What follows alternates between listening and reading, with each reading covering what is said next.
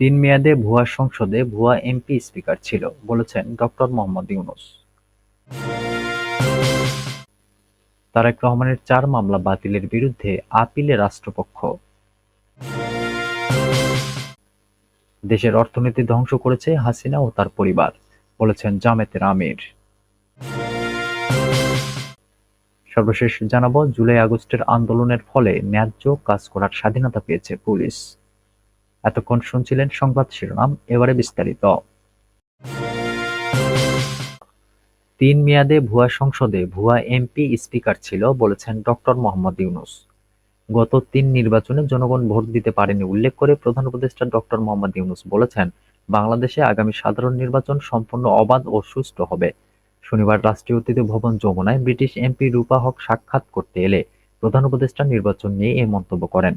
প্রধান উপদেষ্টা বলেন, গত ৩টি নির্বাচনে মানুষ ভোট দিতে পারেনি। সেখানে একটি ভুয়া সংসদ, ভুয়া এমপি এবং একজন ভুয়া স্পিকার ছিল। তিনি বলেন, পুরো দেশ এখন তাদের কণ্ঠস্বর ফিরে পেয়েছে। তাদের কণ্ঠ জোর করে কেড়ে নেওয়া হয়েছিল। ব্রিটিশ এমপি রূপা হক আগামী সাধারণ নির্বাচনের অস্থায়ী তারিখ, বাংলাদেশের অন্তর্বর্তী সরকার কর্তৃক গৃহীত সংস্কার উদ্যোগ এবং রাজনৈতিক দলগুলোর অংশগ্রহণের প্রক্রিয়া সম্পর্কে খোঁজখবর নেন। তিনি বলেন, জুলাই পরবর্তী বাংলাদেশ ২ দেখে আমি সত্যি উৎসাহিত হয়েছি।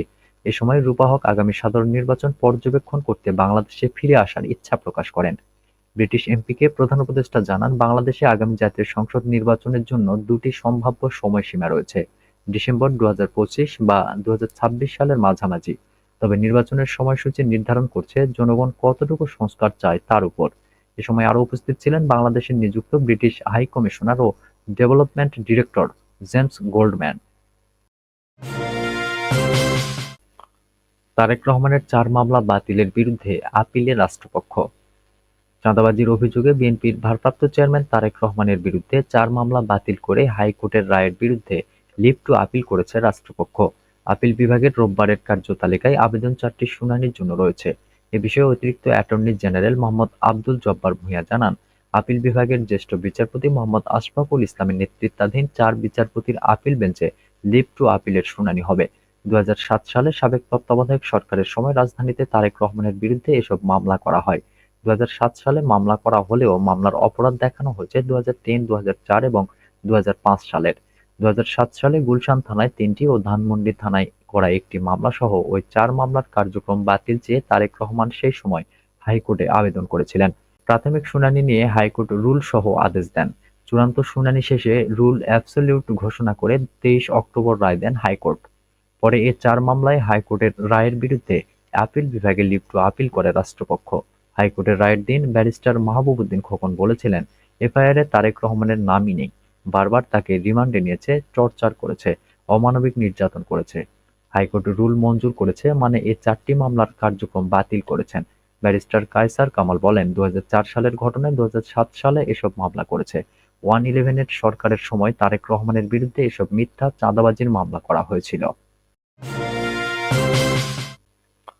দেশের অর্থনীতি ধ্বংস করেছে হাসিনা ও তার পরিবার, বলেছেন জামায়াতের আমির। বাংলাদেশ জামায়াতের আমির ডাক্তার শফিকুর রহমান বলেছেন, শেখ হাসিনা সরকার ও তার আত্মীয়স্বজন মিলে দেশের অর্থনীতিকে ধ্বংস করেছে, ব্যাংকের টাকা লোপাট করেছে, শিক্ষা ব্যবস্থাকে শেষ করে দিয়েছে। মানবিক দেশ গড়তে সবাইকে ঐক্যবদ্ধভাবে লড়াই করতে হবে। শনিবার সকালে কুষ্টিয়া সরকারি কলেজ মাঠে জামায়াতের কর্মী সম্মেলনে প্রধান অতিথির বক্তব্যে তিনি এসব কথা বলেন। জেলা জামায়াতের আমির অধ্যাপক আবুল হাশেমের সভাপতিত্বে জামায়াতের আমির ডাক্তার শফিকুর রহমান এ সময় বলেন, দেশের আপামর জনগণের জনপ্রিয় ইসলামী ব্যাংক ধ্বংস করেছে শেখ হাসিনা পরিবার। ডাকাত এস আলমকে লেলিয়ে দিয়ে পরিবার মিলে টাকা লোপাট করেছে। তিনি বলেন, বিভিন্ন প্রকল্প থেকে নিজ দলের ঠিকাদার নিয়োগ করে আমি আর মামু মিলে দেশটাকে পোটলা করেছে শেখ হাসিনা সরকার। এ সময় দুর্নীতির দায়ে শেখ হাসিনার বোনের মেয়েকে লন্ডনের দুর্নীতি দমন কমিশন জিজ্ঞাসাবাদ করেছে বলেও জানান তিনি। কর্মী সম্মেলনে কেন্দ্রীয় ও স্থানীয় নেতারা ছাড়াও জেলার বিভিন্ন এলাকা থেকে কয়েক হাজার নেতাকর্মী অংশ নেন। জুলাই-আগস্টের আন্দোলনের ফলে ন্যায্য কাজ করার স্বাধীনতা পেয়েছে পুলিশ। ঢাকা মেট্রোপলিটন পুলিশের অতিরিক্ত পুলিশ কমিশনার মোহাম্মদ মাসুদ করিম বলেছেন, পুলিশ যেন জনগণের আস্থাভাজন হতে পারে সেজন্য আমাদের আন্তরিক চেষ্টা অব্যাহত রয়েছে। আমরা দিনরাত কাজ করে যাচ্ছি। সেক্ষেত্রেও জনগণকে পুলিশের সহযোগিতায় এগিয়ে আসতে হবে। শনিবার ডিএমপির উত্তরখান থানা ভবনে ছাত্র জনতা ও সম্মানিত নাগরিকদের সমন্বয়ে আয়োজিত এক মতবিনিময় সভায় প্রধান অতিথির বক্তব্যে এসব কথা বলেন তিনি। অতিরিক্ত পুলিশ কমিশনার বলেন, যে পুলিশকে আপনারা মনে প্রাণে ধারণ করেন, আমরা তেমন পুলিশ হওয়ার জন্য কাজ করছি। দৃশ্যমান পরিবর্তন আনতে যা যা করা প্রয়োজন তার সবকিছুই আমরা করছি। থানা হলো পুলিশি সেবার মূল জায়গা, যেখান থেকে আপনারা আইনানুগ সেবা পেয়ে থাকেন। তাই থানাকে সব শ্রেণী পেশার মানুষের জন্য কার্যকর করে গড়ে তুলতে আমরা বিশেষ মনোযোগ দিয়েছি। থানার কাজ সঠিকভাবে হচ্ছে কিনা তার দেখভাল করার জন্য ঊর্ধ্বতন কর্তৃপক্ষ সর্বদা সচেষ্ট রয়েছে।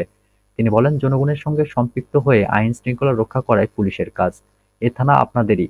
আগামীকাল হয়তো এখানকার পুলিশ বদলি হয়ে যেতে পারে, কিন্তু আমাদের যে কার্যক্রম তার ধারাবাহিকতা রক্ষা করার জন্য আপনাদেরকেও গুরুত্বপূর্ণ ভূমিকা রাখতে হবে।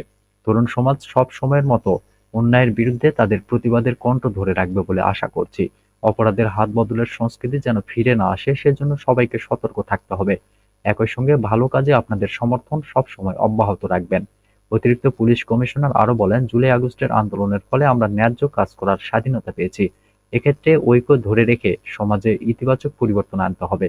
মাদক, চাঁদাবাজি সহ সব ধরনের অপরাধের তথ্য আমাদের সরবরাহ করে সহযোগিতা করুন। আবদুল্লাপুরের যানজট নিরসনে আমাদের ট্রাফিক বিভাগ আন্তরিকভাবে কাজ করে যাচ্ছে। মতবিনিময় সভায় উপস্থিত ছাত্র জনতা ও উত্তরখান থানা এলাকার সম্মানিত নাগরিকরা অতিরিক্ত পুলিশ কমিশনারের কাছে তাদের বিভিন্ন মতামত ও পরামর্শ তুলে ধরেন। সভায় উপস্থিত ফজলে রাব্বি বলেন, ৫ আগস্টের পর যে দেশের বিভিন্ন সেক্টরে ইতিবাচক পরিবর্তন ঘটছে তার প্রমাণ হলো আজকের এই অনুষ্ঠান। এ মতবিনিময় সভার মাধ্যমে আমরা স্বাধীনভাবে আমাদের মত প্রকাশ করতে পারছি, সমস্যার কথা সরাসরি প্রশাসনকে জানাতে পারছি।